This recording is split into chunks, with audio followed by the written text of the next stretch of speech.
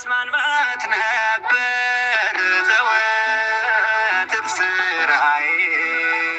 ዙሪያው ገደል ሆኖ ተሟጦ ተስፋዬ ድንግል ደረስሽልኝ ከአንድያሽ ጋራ እንባዬም ታብሷል አልፏል ያ መከራ። በሰው አገር ይዣንችን ድንግል ማርያም እናቴን ኧረ ስንቱ አለፈ ሐዘን መከራው ለሰው ሳልናገር በሆዴ ይዤው ለአንቺ የምነግረው። በስመ አብ ወወልድ ወመንፈስ ቅዱስ አሐዱ አምላክ አሜን። ሰላም እግዚአብሔር ይብዛላችሁ። ውድና የተከበራችሁ የኃያሉ የልዑል እግዚአብሔር ቤተሰቦች፣ የእናቱ የእናታችን የቅድስት ድንግል ማርያም ወዳጆች፣ የቅዱሳን አክባሪዎች እንደምን ሰነበታችሁ?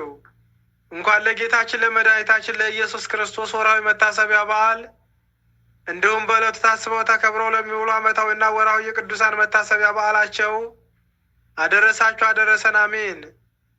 እነሆ እንደተለመደው መንፈሳዊ ጭውውት ይዘላችሁ ቀርበናል። ርዕስ የሐሰት ምንነትና ጉዳት፣ ክፍል 3ና የመጨረሻው። አዘጋጅ ሙሉ ወለተ ሰማዕት፣ ተዋንያን ትዕግስት እንደ አይን አዲስ፣ ማህሌት እንደ ፋሲካ፣ ትዕግስት እንደ ቤተልሔም፣ ሙሉ እንደ ኢየሩስ በጋራ በመሆን ነው።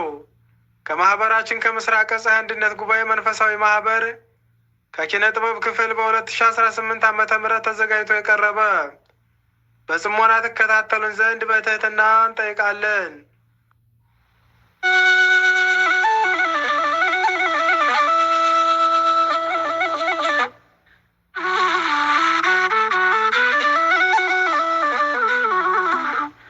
ተመስገን አምላኬ፣ ጨለማውን ገፈህ ብርሃን እንድንመለከት ስላደረከን ስምህ ሁልጊዜም ይመስገን። ዛሬ ደግሞ በጧት ውሃ ጠምቶኛል። እስኪ ኩሽና ልግባና ልጠጣ። ውይ እቃውን ሳያጥቡት ነው የተኙት። አይ ሴት ሲበዛ ወትሮ የሚኸው ነው። አቤት ስንፍና። እግዚአብሔር ይመስገን እታችን አኞዬ። ውይ ቤት እያጥበዋለሁ ብላል ነበረ። አይ በሉ እኔ አጥበዋለሁ፣ እናንተ ትምህርትን ቀጠሉ።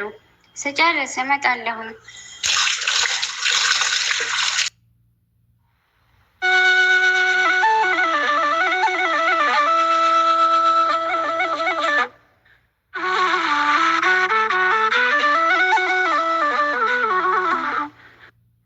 እግዚአብሔር ይመስገን እህቶቼ፣ ወይኔ እህቶቼ፣ በቃ ተጃጅለን ቀረን እኮ።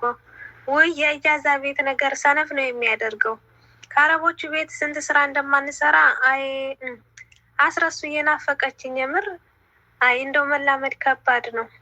እግዚአብሔር ይመስገን እህት አለሜ። አቤት እናንተ ልጆች ግን ስራ ስትሄዱ እንዴት ስትሆኑ ነው? ሴት ልጅ እንቅልፍ አታበዛም። ቤትዬ አይዞሽልኝ፣ ቀጣይ እኔም ስለሚሄድ መልመድ አለብሽ። በሉ አሁን ትምህርታችንን እንጀምር። አረ ኢየሩስ ተይ እንጂ አስረሱ እየተታን ሄደች እያሉ ደግሞ አንቺም ትተሽን ትሄጂ። አንቺ ጋር እንኳ አብረን ነው የምንሄደው። በሉ አይን አዲስ ጀምሪ።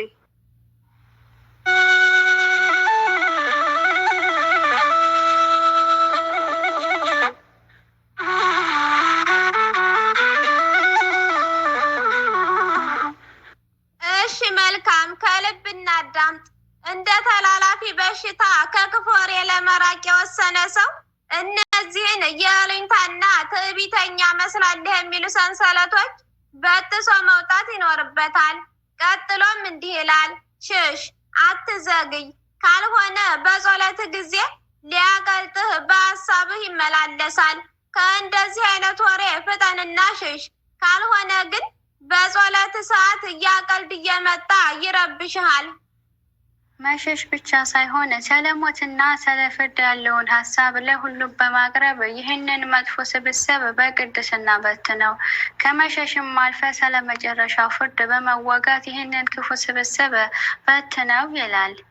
ይህ ምክር መንፈሳዊ ንቃትንና የአእምሮ ንጽህናን ለመጠበቅ የሚረዱ ሁለት ዋና ዋና ስልቶችን የመከላከያና የማጥፋት ስልቶችን በዝርዝር ያሳያል። የመጀመሪያው ሽሽ አትዘግይ የሚል ነው። የመከላከል ስልት አባባሉ ከመጥፎ ወሬና ከዋዛ ፈዛዛ ስብስብ በፍጥነት መራቅ እንዳለብን ያሳስባል። አትዘግይ የተባለበት ምክንያት አእምሯችን እንደ ካሜራ ነው። ያየነውንና የሰማነውን ነገር ሁሉ ይመዘግባል። አንድ ጊዜ ወደ ውስጥ የገባ ቀልድ ወይም ትርኪ ምርኪ ወሬ በኋላ በጸጥታ ጊዜ በጸሎት ሰዓት በሐሰት መመላለሱ የማይቀር ነው። ጸሎት ከአእምሮና ከልብ ሰላም ጋር የተያያዘ ነው። በዋዛ ፈዛዛ የተበከለ አእምሮ ለጸሎት ሲቆም የሰማው ቀልድ ልክ እንደ አረም በሀሳብ ውስጥ እየበቀለ ከእግዚአብሔር ጋር ያለውን ግንኙነት ይረብሸዋል። የመጀመሪያው እርምጃ መሸሽ ነው። በቦታ በቆየን ጊዜ የወሬው ተጽዕኖ በውስጣችን እየሰረጸ ይሄዳል። ስለዚህ የመጀመሪያው ድል መሸሽ ነው። ሁለተኛ፣ ስለ ሞትና ስለ ፍርድ ያለውን ሀሳብ አቅርብ። የማጥቃት ስልት መሸሽ ብቻውን በቂ ላይሆን ይችላል። አንዳንድ ሁኔታዎች እንድንሸሽ አይፈቅዱልንም። በዚህን ጊዜ አባባሉ ቅዱስ ተንኮል ወይም የማጥቃት ስልትን ይጠቁማል። የውይይቱን ርዕስ መቀየር፣ ሰዎች በከንቱ ወሬና በሐሰት ስላቅ ተጠምደው ሲያዩ የሐሰታቸውን ወይም የሀሳባቸውን አቅጣጫ ወደ ቁም ነገር መለወጥ። ሁለተኛ፣ የሞትና የፍርድ ሀሳብ። እነዚህ ሀሳቦች የሰው ልጆችን ትዕቢትና ዋዛ ፈዛዛ የሚያስታግሱ መድኃኒቶች ናቸው። ስለ ሕይወት አጭርነት፣ ስለ መጨረሻው ፍርድና ስለ ሰራነው ስራ ተጠያቂነትን ማውራት ሲጀመር የዋዛ ፈዛዛው መንፈስ ወዲያውኑ ይበተናል ወይም ይሄዳል። ስብስቡንም በቅድስና መበተን። ክፉ ስብስብ የሚባለው ሰዎች ለክፋት ወይም ለከንቱነት ሲሰበሰቡ ነው። ይህንን ስብስብ በክርክር ሳይሆን የሰዎችን ሕሊና ወደ እግዚአብሔርና ወደ ዘላለማዊነት በሚመልስ ቁም ነገር መበተን ታላቅ መንፈሳዊ ጥበብ ነው። ስለ ሞትና ስለ ፍርድ ማውራት ለሰሚዎች ደስ የማይል ሊሆን ይችላል፣ ነገር ግን ውጤቱ ቅዱስ ነው።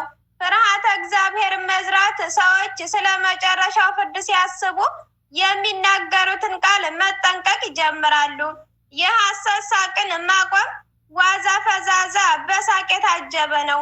ስለ ሞትና ስለ ፍርድ ማውራት ግን ያን የቁጥነት ሳቅ ገድሎ በልብ ውስጥ ቁም ነገርን ይተክላል። ይህ አባባል የሚከተሉትን 3 ነጥቦች ያስተምረናል። መጀመሪያው ንቃተ ህሊና። በጸሎት ጊዜ ሰላም እንዲኖር ከፈለግ በቀን ውሎህ የምትሰማውንና የምታየውን ነገር ምረጥ። ቆራጥነት። መጥፎ ወሬ ሲጀምር ይሉኝታ ሳይዝህ ራስህን አድን ወይም ሽሽ። ተጽዕኖ ፈጣሪነት። ከመሸሽ አልፈህ ሌሎችንም ከከንቱነት የምታድንበት መንገድ ፈልግ። በወሬያቸው ተሸንፈ አትሳቅ፣ ይልቁንስ በቁም ነገር እነርሱን ወደ እውነት መልሳቸው። በአጭሩ አእምሮ በጸሎት ጊዜ ቅዱስ ቦታ እንዲሆን ከፈለክ ከጸሎት በፊት ባለው ጊዜ የቆሻሻ ወሬ መጋዘን እንዳይሆን ተከልከል ወይም ተከላከል። ሽሽ ካልተቻለ ግን ቁም ነገር ያንን ከንቱነት ድባብ በትነው እንደማለት ነው። ይህ ትምህርት በአራት ዋና ዋና ምሰሶች ላይ የተመረኮዘ ነው። የሰው ልጅ ንግግር ሕይወትና የነፍስ ንጽህና ይተነትናል። የመጀመሪያው የሐሰት ጽንሰ ሐሳብ ከዋዛ ፈዛዛ እስከ ጥፋት እሳት።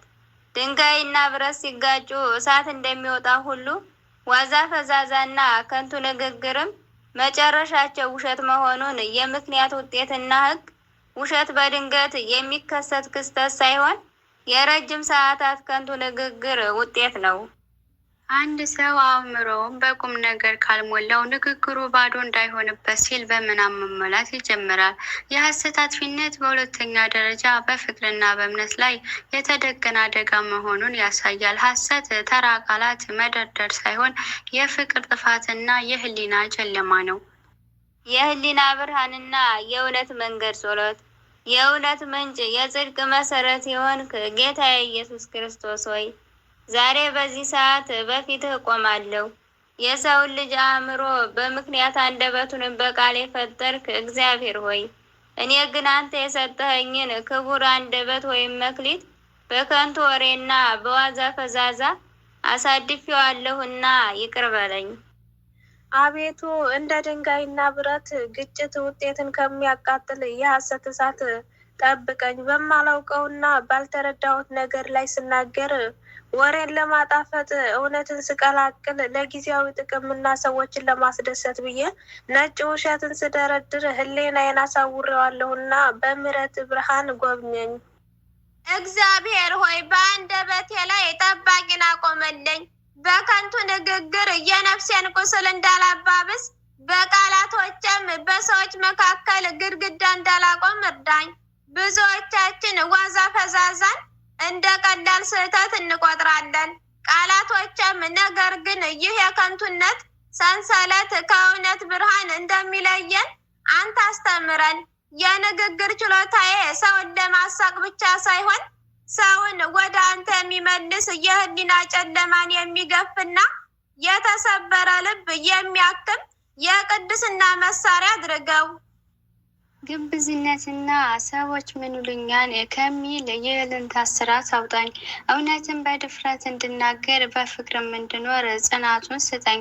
በጥፋት ስብስብ ውስጥ እንዳልቀመጥ በክፉዎችን ምክር እንዳልቆም ኃይልን ላክልኝ። ለሰው ስሜት ብዬ የአንተን የእውነት መንፈስ እንዳላሳዝን ቆራጥነትን ስጠኝ።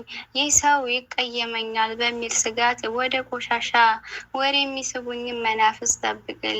ይልቁንም ጌታ ሆይ በከንቱነት በተሞላ ስፍራ ሲገኝ ስለ ሕይወት አጭርነት፣ ስለ ሞትና ስለ መጨረሻ ፍርድ በማውራት ያንን የጨለማ ስብስብ በቅድስና በትን ዘንድ ጥበብን ስጠኝ። በንግግሬም ሆነ በዝምታዬ አንተን ብቻ ደስ ማሰኘት እንድችል እርዳኝ። ሁሉን የምታውቅ እግዚአብሔር ሆይ በጸሎት ሰዓት ከአንተ ብቻ ጋር እንድገናኝ አይምሮዬን ቀድሰው። በቀን ውሎዬ የሰማኋቸውን ከንቱ ቀልዶች፣ ያየኋቸውን ዋዛ ፈዛዛዎችና የተናገርኳቸውን ሐሰቶች በሐሳቤ እየመጡ መቅደስ የሆነው ልቤን እንዳያረክሱ ትለምንሃለሁ። ከጸሎት በፊት ሆነ ከጸሎት በኋላ አንደበቴን ከቆሻሻ ወሬ በማንጻት ነፍሴን ወደ ዘላለማዊ ብርሃን አቅርባት። ንጹሕ ልብ ፍጠርልኝ፣ የቀናውንም መንፈስ በውስጥ ያድስ። ከንግግር ጌጥ ይልቅ የልብ ንጽሕና፣ ከከንቱ ሳቅ ይልቅ የንስሐን ለቅሶ በውስጥ ያብቅልልኝ። አቤቱ እኛን ለፈጠርኸው ለእውነት መንገድ የምንገዛ አድርገን። አንደበታችን የሰላም መሳሪያ የበታችንም የእውነት ምስክር ይሁን። በምድር ላይ በፍቅር በሰማይም በቅድስና እንድንኖር ረድኤትህ አይለየን። በእውነት መንገድ ለሚመላለሱ ሁሉ ቃል የገባኸው ሰላም በቤታችን እና በልባችን ይንገስ። አሜን። በእውነት በጣም ደስ የሚል ትምህርት ነበር። ለሁላችሁ እህቶቼ ቃለ ሕይወት ያሰማልን፣ ጸጋውን ያብዛላችሁ፣ በቤቱ ያጽናችሁ። የሰማነውን ቅዱስ ቃል በልቦናችን ያሳድርብን። አሜን። በእውነት ስለ ሁሉም ነገር እግዚአብሔር ይክበር ይመስገን። ለሁላችሁም ጸጋውን ያብዛላችሁ። ቤትዬ በይ ስራ ስለመጣልሽ ልብስሽን አዘጋጅ። ነገ ደግሞ ኢየሩስ ትሄጃለሽ። እንዴ አይኑዬ፣ እኔ ሳልሄድም እንዴ? ምን ነውና? ለሁሉም እኔ ልታጠብና ምግብ ላቅርብ። ለአንቺ ደግሞ በተራሽ ይመጣልሻል። አይዞሽ ትንሿየ። እሺ አቀራርቢና ቤትዬ ምግብ በልታ እንድትሄድ።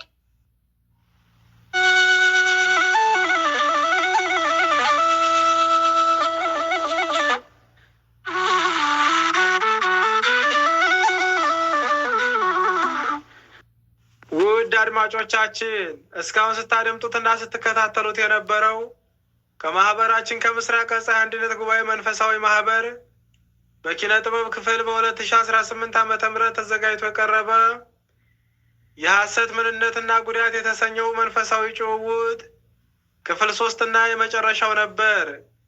ጊዜያችሁን መስዋዕት አድርጋችሁ በጽሞና ስላዳመጣችሁን ከልብ እናመሰግናለን። ወስብሐት ለእግዚአብሔር ወለወላዲቱ ድንግል ወለመስቀሉ ክቡር። ይቆየን። አሜን። ማልቀስ ማንባት ነበር ዘወትር ስራዬ፣ ዙሪያው ገደል ሆኖ ተሟጦ ተስፋዬ።